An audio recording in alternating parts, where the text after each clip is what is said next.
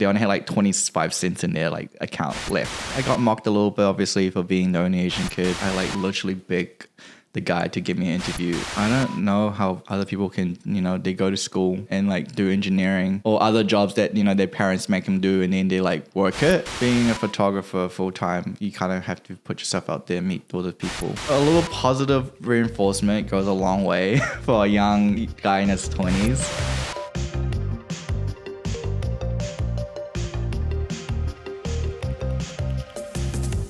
Hello, kia ora, welcome back to the Banana Lab podcast. If you are listening to us and you're loving what we're putting out, please give us a like, a follow, a thumbs up, 5-star. I don't know what the different platforms use, but you know what I mean.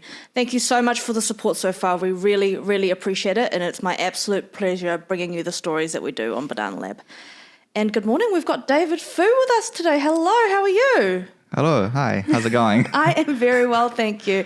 I know, David, you're usually on that side of the camera when you're working. So how does it feel to be sitting on this side? Well, very different. It's a little bit more nerve-wracking now the camera's rolling. We were just having a conversation. It was really good. And all of a sudden the camera's on. I'm like, what do I say now? Can you feel like you can relate more to people you photograph and film? Yeah, I did a personal photo shoot this week and that was very... different as well. Yeah. So now I can more relate to my clients a bit better. Yeah. Nice. So David, you're a photographer, videographer, marketing person. Yeah, Is that right? I like to call myself as just a photographer, and anything else that falls under that needs to be done gets done. Yeah. Yeah. Okay, cool. So we'll definitely delve into that a bit more. But one thing that I want to go back to is you had a very interesting, non-typical Asian in Auckland or Asian in New Zealand childhood. You grew up in Kaitaia, is that right? Yeah, that's correct. Yeah, tell us about the story. How the heck did that happen?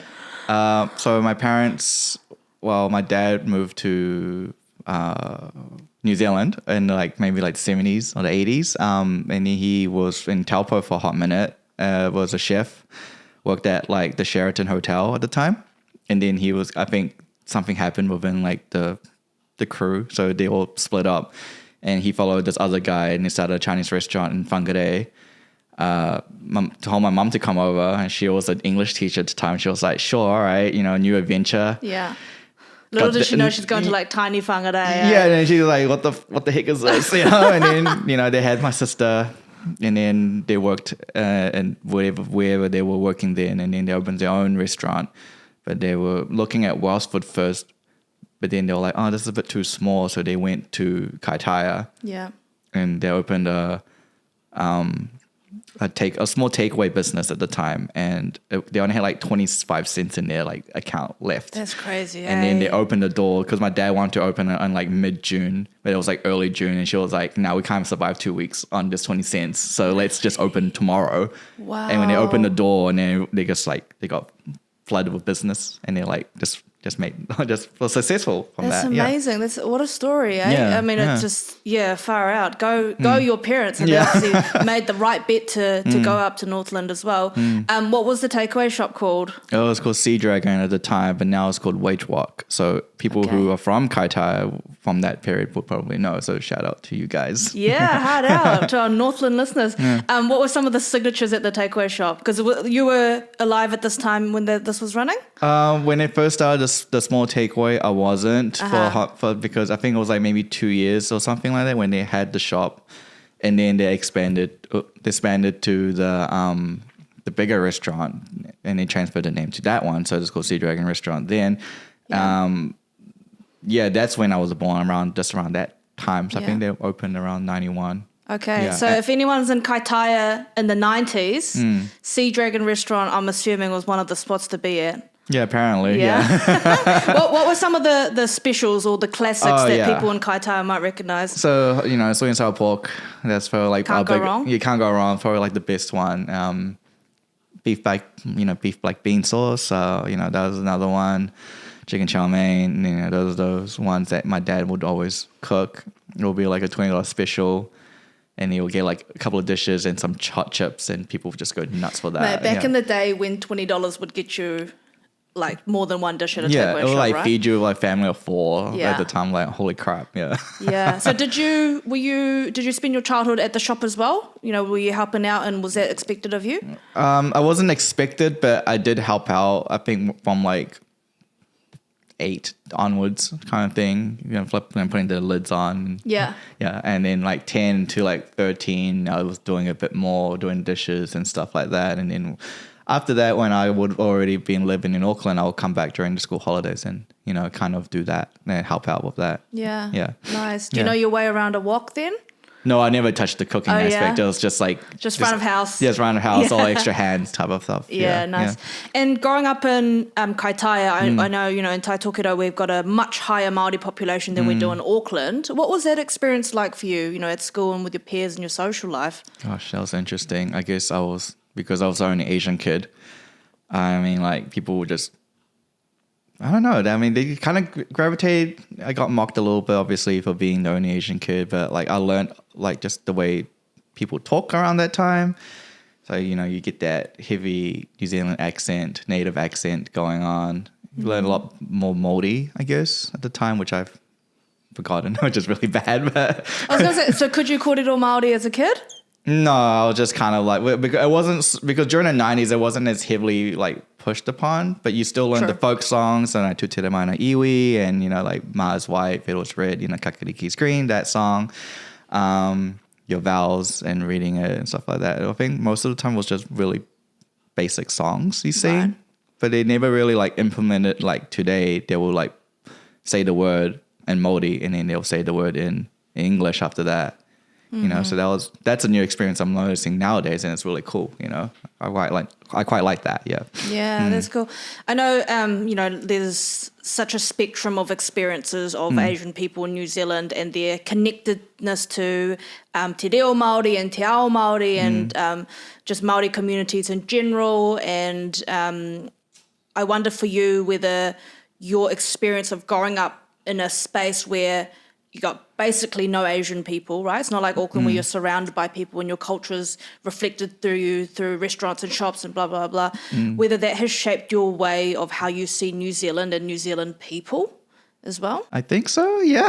Yeah. I'm trying to think about that for a minute. Because I wonder what it would be. It would have been different if you grew up in Auckland, eh? Yeah, definitely will be different. I probably will be more within my Chinese culture, I feel like. Because like people who come from like foreigners that come in, like Chinese people or Korean people, anything like that, if they come to this country and if they come to Auckland, I feel like they can get away with, you know, living off like just how they were and be okay with that.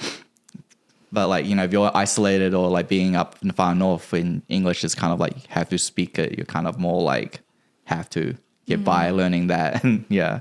So I feel like my experience over there, I think I learned more like the Kiwi way, I guess, which is super funny because I'm not an outdoor person, which is very Kiwi. You know, beach, outdoor life, camping is very bestowed upon us, our culture, and I'm not that at all.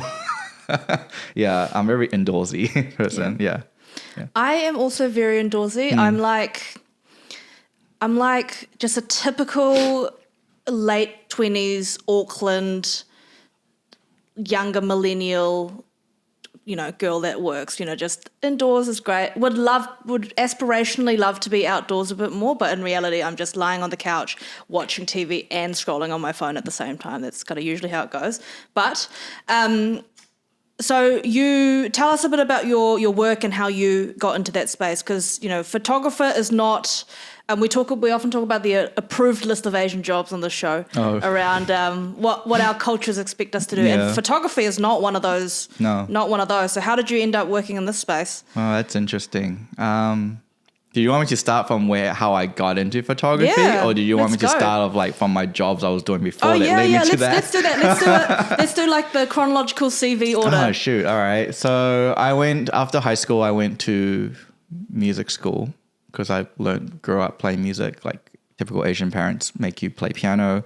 Yeah. But what kind of music school? Like contemporary, classical? Contemporary. So at the time first year I was doing audio engineering. So I learned anything about sound and microphones and how music works and recording studios and stuff like that. And that was a cool 1 year experience. But then I was like, the work industry over there is very interesting. It was like, you don't move up until someone else moves up. So you kind of like working for nearly free or... Because it's a tiny industry, Yeah, it's such a tiny industry. And then you kind of move up along with the next guy. So it kind of just moves up like that. I was like, oh, I don't know how I could work that as a job. So I was like, okay, well, maybe I need to pivot my choices. So I went to culinary school because my dad was a chef. So I was like, oh, okay, hey, I could learn from him kind of thing a little bit. Was that in Auckland? Yeah, I went to a culinary school called NSIA, which I don't know if it still exists today or not, but it was like North Shore Institute Academy or something like that, which was in the city. Learned that, became a chef, worked at various restaurants here and there. Noticed that I hate the restaurant life because being a chef is like, there's a hierarchy system, and also like a lot of people smoke and you don't get privilege unless you are a smoker. So I was like, yeah, I know about really? that. Yeah, so you're not a ciggy smoker. No, I'm not a ciggy smoker. So it's like, you get like more breaks essentially because you get to split it up or something like that. And so everyone will like just go out, have a ciggy break. And I'm just like, okay, I'm in the kitchen now. I'm like a kitchen hand. So when the order comes through, I'm like, I don't know what to do. I'm like, oh, and it was like freaking out at the time. Any restaurants that we would recognize that you worked at? No, the only cool one I actually did work at was called I think it was called the Kermadec. It was in the city. It's called like, Dr. something now. I can't remember what it's called. Dr. Rudy's. Yeah. In the viaduct. Yeah, it used to be, that's what it is now. It used to be called the Kermadec before that. And it was like a French style restaurant. And I worked there during the Rugby World Cup during that period. Cool. Doing prep work from like 8 p.m. to 4 a.m. No way. Yeah, it was like insane. and I was still studying at the time at the school, so they were like giving this opportunity just to do prep work. So that was really fun. Actually, it was really fun because there was no business. It wasn't running at the time. The kitchen was closed, so yeah, you just so you just did like chopping onions for 8 hours or whatever. Yeah, I just got to do stuff for that long period. And that's insane. And it's like kind of quiet. And I was like, okay, I actually don't mind this, but it was fun. And then I went to school and like feeling that, when you don't sleep, you kind of have that hungover state. It's like, it's like almost like that. So I'm like half alive during school. Yeah. Did you ever consider taking up smoking so that you could get more breaks? Okay, you're good. I've never smoked. I never liked smoking. I never liked the smell of smoking or people who do smoke. So I was like, so good on you. If I was in that situation, if I was a chef and I wasn't a smoker, my stupid ass would think about taking up smoking just so I could get some extra breaks. Oh my gosh. No, I don't know. I just never conformed to it. Even like my uncles and from China, they smoked. And I'm like, can you not please? So that never... I think that put me off more. Mm-hmm. So you realized that chefing wasn't for you? No, yeah. So from that point, I went back to music school, went to contemporary music, and I like teaching. So I started teaching music. I like literally begged the guy to give me an interview, and I was in New Zealand. This guy was in America. I was like, hey, I'm about to finish school. I'd love to meet up with you. I like the school, the work like what the school's about. It's called School of Rock. It was based in Atlanta. So I was like, is it the movie? The movie was based off that? No way. Not the story of the character, but like the program, actual place. Like Holy shit, the place, so cool. the program, So you managed to? Did you just kind of like cold call this guy or something? Yeah, I like harassed the dude because I was like because he was the manager of this facility, and he was running like after school, like adult program bands and stuff like that. So he was like doing that. And when I call him his secretary or his like friend was calling, he's like, oh, he's busy all the time. So I'm like, oh, okay. So I have to call earlier, we'll call later, try and figure out my time schedule with him, but could never align. And then finally he picks up and I was like, hey, I'm doing this. I would like to, see if I can come over here and do this. And I was like, yeah. So when you go over there to the School of Rock, like what are the options? Are you going as a student or as like a tutor or whereabouts? The tutor. I was like, I'm going to come and work for you guys. And he was like, okay, just send me a video of you playing and we can see how it goes. Uh-huh. So I recorded myself. What were you playing at the time? I was playing guitar, bass and piano. So those are the skills under the instruments under my belt. So I sent him something about guitar. He looked at the video and he was like, yeah, this is pretty good. Come, hit me up when you... Come to literal Atlanta, Georgia. Yeah, he was like, hit me up when you're here kind of thing. But it was kind of like, it wasn't like a promised gig. It was just like, come meet up kind of thing, pull up. And I was like, Did he know you were in New Zealand? yeah, I was like, I'm from New Zealand. I'm called like, using overseas credits and stuff like that because no one had that option back then.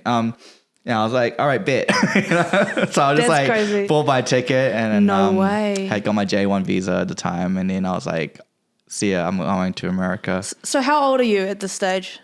21, 22. So you're 21, you've just bought a ticket to America for a year. So my limit was a year. Had you been before? No, this was my first time. Holy heck. I never been anywhere else. So I just kind of like picked up and leave kind of thing. Moved up to Atlanta. Then when I got my number, when I actually got a cell phone number and all that sort of, I was like, hey, I'm here. I was like, who's this? I was like, dude, the guy from New Zealand. I was like, oh, all right, sweet, come through. And Thank God. So I met up, had an interview, played in front of him. He was like, cool. Because it was like December, right? It was wintertime, slow season. So he was like, I can probably offer you like maybe 2 students a week at this point. So I was like, all right, that's fine. We'll start from somewhere. And then it picked up later on. So it just started off slow, but then it got more and more. So that was cool. And then I ended up staying there for 4 years. Amazing. Yeah, and that was fine. Yeah, that was cool. That was like an experience. Got to learn all that stuff. How like the opportunities just come. But at the time I was young and stuff, I was just kind of like, with the Kiwi culture, it's just like everyone is very, real, being laid back. Don't want to like outshine or do this stuff. So it's very much like if something came and I'll be like, it's okay. I'm kind of focusing on my schedule. I don't want to do anything extra. So I kind of like turned down a lot of stuff, which is probably my biggest regret at the time. But it's all right. You learn. That's the thing. Yeah. I've recently been in the US just like for a work trip and just on holiday as well. And one of the biggest things that I noticed, because I was only there for a few days, but Americans are hustlers. Hey, like differently to how New Zealanders are. New Zealanders work hard as well in our own way, but you can see the hustle. And I guess, when you're in a country that's got that many people, you have to, it's like in Asian countries as well, you have to hustle and you have to be the best to get ahead. Yeah. And it's interesting how you kind of experience those two different philosophies being there as well. Yeah, it was. Yeah, people would be working like 3 different jobs or something like that, and they'd have like still living paycheck to paycheck. I was like, how are you surviving? It was and at that time it was it was during Obama's time, so living wages and stuff was enough to get by, but there were just a lot of them were spenders, and Americans are very much big spenders, which is cool seeing that because it's very different from New Zealand where we're very reserved in our spending. True. Consumerism. Yeah. Peak consumerism in America. Yeah, very good consumerism in America, yeah. Were you in Atlanta for the whole time? Like you were living in Atlanta the whole time? Yeah, but I visited other places. I went to like Louisiana a lot and went to New York a few times. That's probably like my favorite city. Yeah. And during then I was a musician, so I didn't do much photography. And then I picked that up because I was shooting for my friend in cosplay. And they really liked the time at the start. And they were like, a little positive reinforcement goes a long way for a young guy in his 20s. And then they were like, you should do this more often. So I was like, okay, why not? So I picked up my camera, started shooting a bit more, got better at it. And It was all self-taught journey. Yeah. Amazing. Learning. Yeah. Your life is very much kind of these stories of you just pursuing things that are interesting to you and topical at the time for you and allowing that to lead on to the next part of your journey, isn't it? Yeah, basically. I don't know how other people can, they go to school and like do engineering or other jobs that, their parents make them do and then they like work it. Because I feel the anxiety just thinking about that, like just like the day-to-day Monday stuff. And I'm like, oh, I don't think I can do that. Yeah. So I feel like that's very much me. And I guess, and that's the reality for so many Asian New Zealanders, going to uni and doing those degrees and getting those jobs that are good or expected or whatever that might be. But, work is such a big part of our lives, right? Yeah. I mean, for me, I work 40-something hours a week, and that is most of my, 2/3 of my waking time. Well, no, actually, I don't sleep that much. Half of my waking time, let's say. And it's the most social interaction I have all week is with the people I have at work, and I cannot imagine doing that somewhere that my heart is not in it 100% or that doesn't stimulate my brain. I'm sure you can relate to that being in that creative field as well. Yeah. Being a photographer full time, you kind of have to put yourself out there, meet other people. And when you're not doing it and having like that week of quietness, it's like, what can I do to keep myself busy or to like get more business or something like that? So it's always kind of like that juggle. And then, because, when you work from home or don't have an office space or something, it can be very isolating. So half the time you're like, oh, I'm by myself working. And other time you're like, okay, I got to go out. But when you go out, it's like, is it going to get me work or is it not going to get me work? So you have this whole like juggle in your head of being like, do I go or do I not go? But in marketing, it's always like, you never know. So it's always like, oh, I have to take the risk anyway. So I go, and sometimes I land somewhere and other times it doesn't. I'm like, oh, well, it is what it is kind of thing. Yeah. There's contractor life, right? There's just, I mean, yes, it's awesome because everything's by your own schedule and you set your own rules, but at the same time, the risk is that much higher.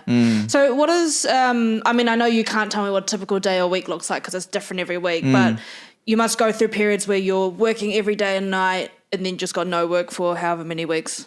Yeah, basically, yeah. How do you have a routine or some sort of schedule with life like that? I try to schedule 3 times a week going to the gym if I can. So that's like, if I can do it, like, be like between certain hours of the day, like 1 to 2 or 2 to 3.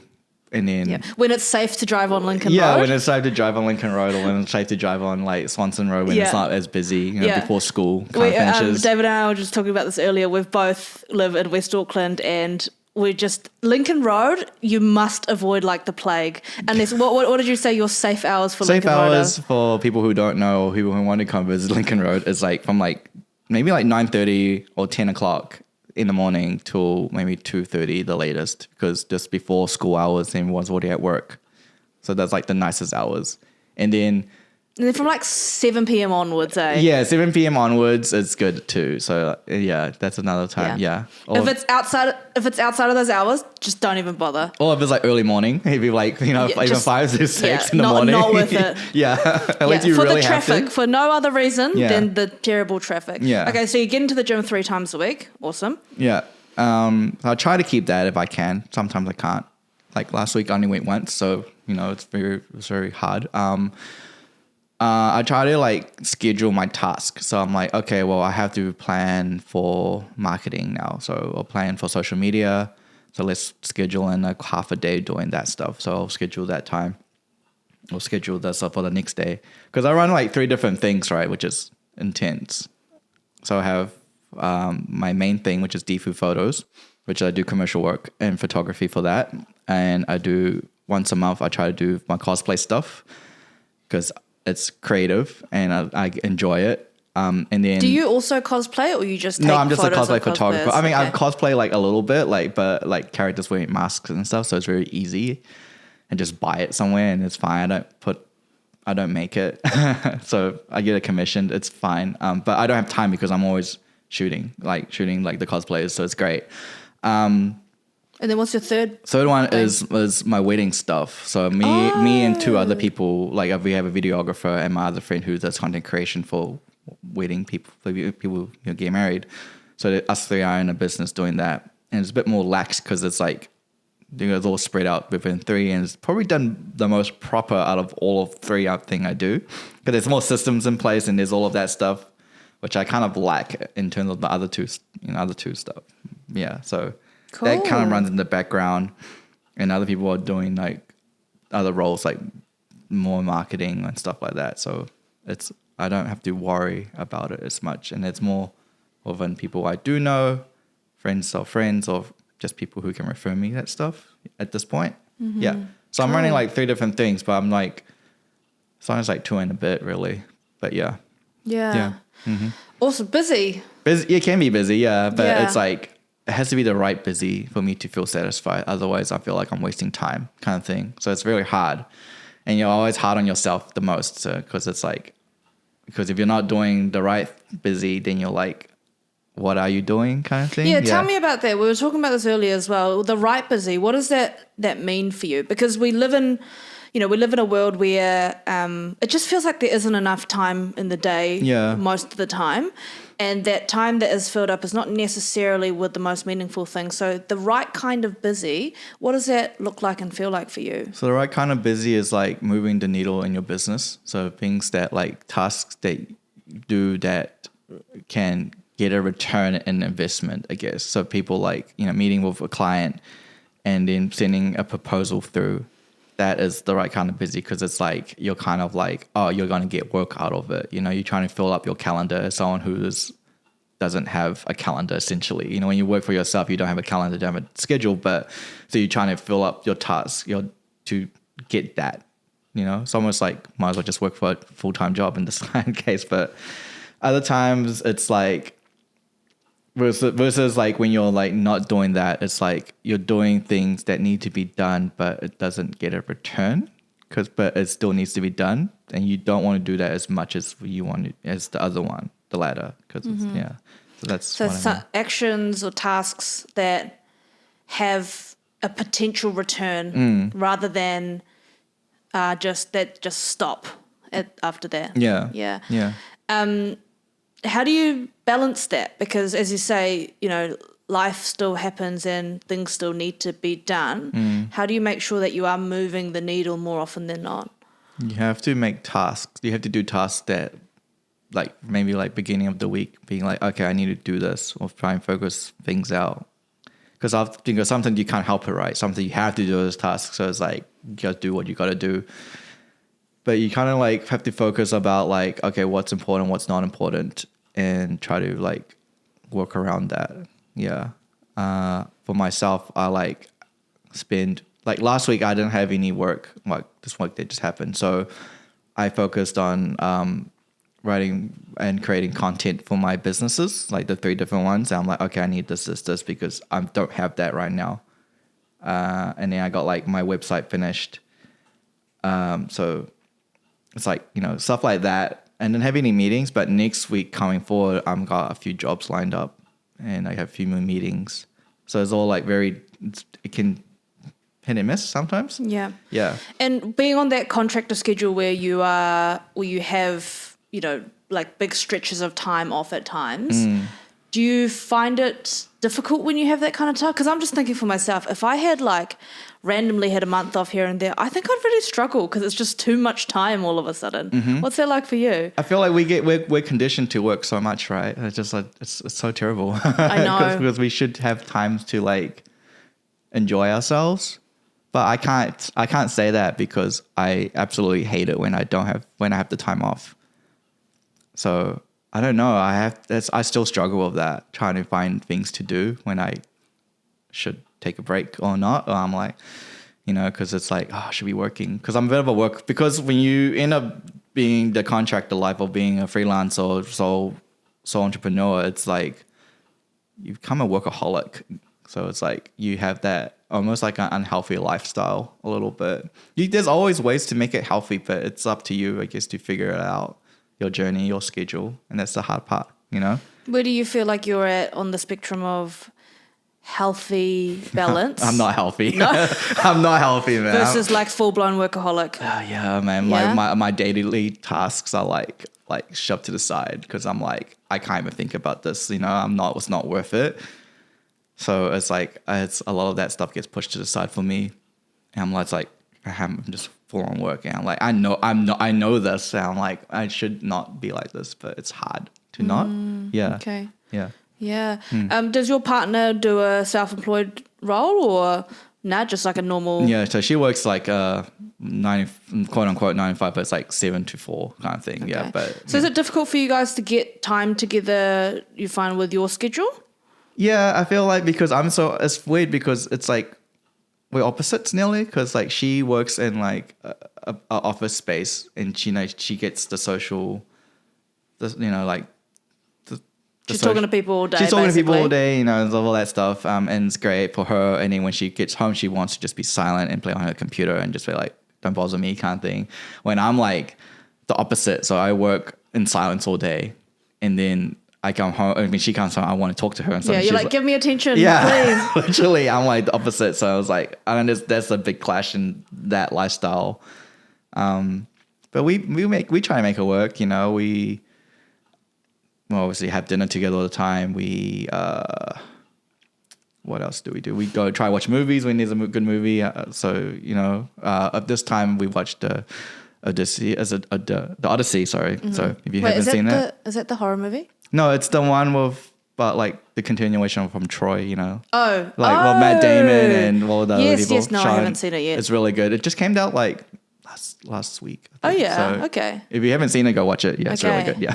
Yeah. Mm-hmm. Okay. Do you guys have any favorite spots in West Auckland, whether it's food or like parks or like walks or whatever?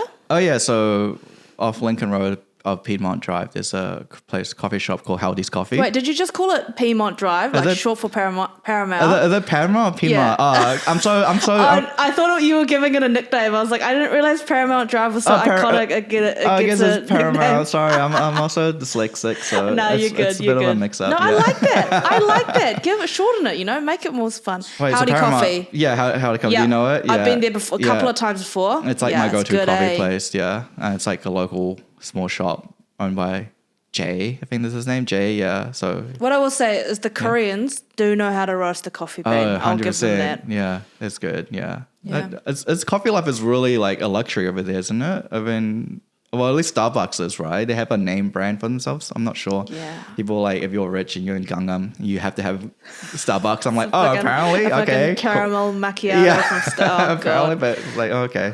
Yeah. Okay. Howdy. Any other spots? Try and think. I used to go to the Hangar on Wednesdays because they had steak night, but not as much anymore. Just kind of like, that's pretty much it. I just go to the Hangar not the Hangar. I just go to Howdy's because it's good, really good coffee. Yeah. Nice. The Moustache. Have you been to the Moustache? Oh, the cookie place. Yeah, it's open recently, right? It's dangerous. I find it so dangerous. Where so it's is only it? It's on Moselle, which is the street that Munch Chicken's on, kind of. You know, like Munch Chicken and Sal's Pizza on Lincoln. Oh, and then there's that's on Lincoln, and then Moselle goes in. Yeah. It's dangerous because it's like 5 minutes from my house, and I'm just like, holy fuck. And when it's 8:30 and the witching hour hits, and I'm hungry, I'm like, it's so close. It's been very dangerous to have that right there. Okay. Apart from that spot, I mean, Burger Fuel. You can't go wrong Burger Fuel, right? There's that Korean or the barbecue place, the Korean barbecue place. Where? Next to the Shanghai, next to where McDonald's is and the gas station. Yeah. Across the street where the car places. That weird, like it looks just like it's a house. Yeah, kind of? it's a Shanghainese dumpling noodle place, but the one on the side is is a Korean. Okay. Fantasy. Yeah. It's the second franchise, I guess, the second place to have it. It's up there, but it's owned by Chinese people, so it's like. Is it How Korean? Is it Korean at this point? You know, does it taste Korean when you go? I mean, it's Korean barbecue, so it's like. I mean, it's just a meat buffet. though. It's like it's just meat. It's just grilling meat. True. That's true. Only people who live near Lincoln Road know what we're talking about at the moment. But speaking of West Auckland chat, have you been to the new night market at the Trust Stadium on Friday? No, I don't know about that one. Okay. I went last week for the first time. So, because I think there's on a Thursday night, there's a night market in Hendo under Kmart. Yeah, that's which the one is like I know. the normal night, like Auckland night market, whatever. But there's a new one at the Trust Stadium car park on a Friday night. Okay. It was really good. Highly recommend. Who was it by? I don't know. I don't actually know. But it's not by the usual night market people. Did you hear there's been some controversy around that? I don't even know what's going on, but it sounds hectic. I just seen people on socials just popping off. It's all over through Reddit, I think, and then it jumped on Instagram. I think it started, and TikTok. It started with that girl who made a video about being harassed by like the owner of the night market over space issues and miscommunication.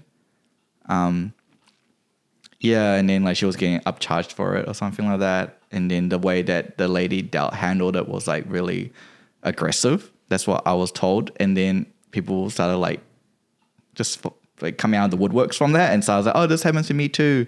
This is me, you know. And then the other side of it, people are like we shouldn't protest because we're taking away business from these small owners. So it was like a balance between that. But they don't want to support her, like the lady, that owner. So there was like a whole like, what should I do moment. Yeah. And then I don't know, recently she sold it.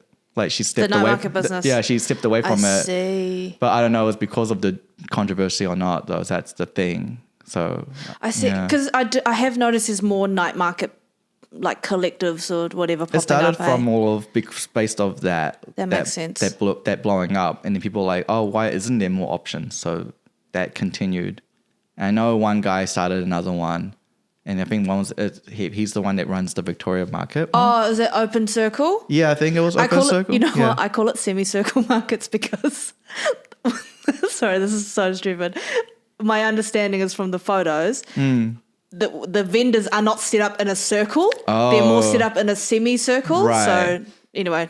Maybe eventually become a circle. Yeah, maybe. Maybe that's the goal. Yeah, that's the goal. Or maybe I'm that's not why sure. it's called Open Circle, because I guess a semicircle is an open circle. I'm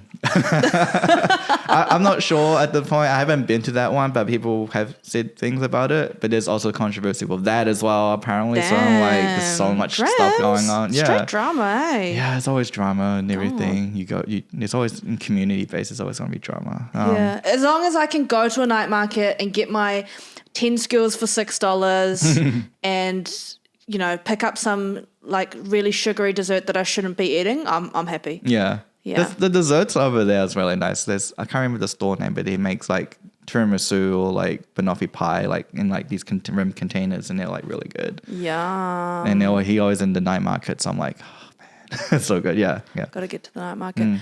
All right, David, we're going to wrap up because we've been absolutely yapping. Thank you so much again for coming on and sharing a bit about your story. That's okay. That's all right. Thank you for having me. It was fun. I enjoyed being on the side of the camera. And Good. yapping. Less nervous now? No, I'm still nervous. Yeah. You did great. Thank you. Thanks. Cheers.